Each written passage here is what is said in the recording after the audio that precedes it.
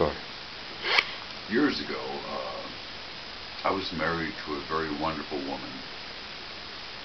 I listened to every word she had to say, and she began to talk about things that were a little off the wall after a while.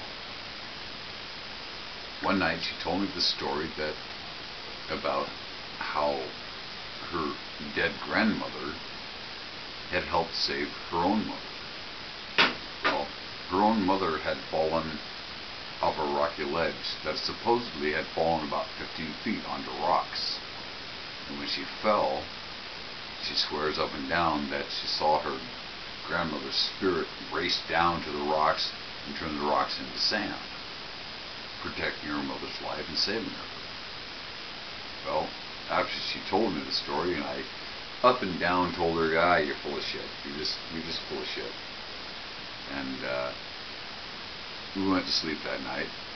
And when we went to sleep, she was very, very, very mad at me that I didn't believe her story.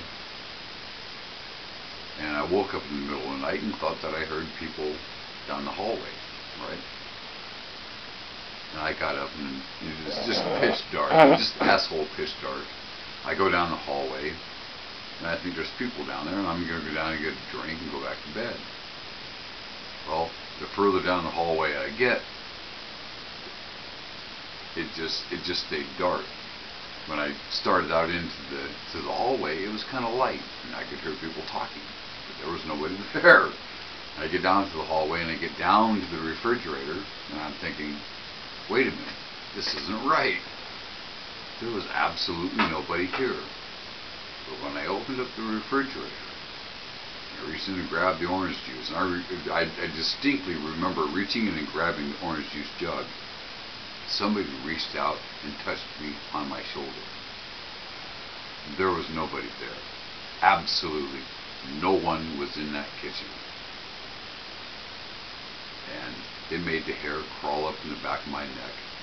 I put the orange juice back into the refrigerator, never took a drink, and I looked behind me. There was nobody in that kitchen, but I know for a fact that somebody reached out and went on my shoulder. And how do you forget something like that? How do you discount something like that? I felt somebody touch me and there was nobody there. So I put the orange juice back or the jug back in the fridge, and I slowly closed the fridge. The hair went up in the back of my head, and I made my way back to bed to Sherry. And I never ever, after that, ever discounted any of Sherry's stories. It doesn't mean I believe in God. It doesn't mean I believe in the devil. It doesn't mean I believe in spirits that roam the earth. But something touched me that night. What is your own personal belief? Do you have something that you think, any personal theory? Personal theories, no. I don't have any. It just happened. I've had exactly 2 odd discounts in my whole life. So I don't think that warrants a personal theory. Okay, I understand. Good night.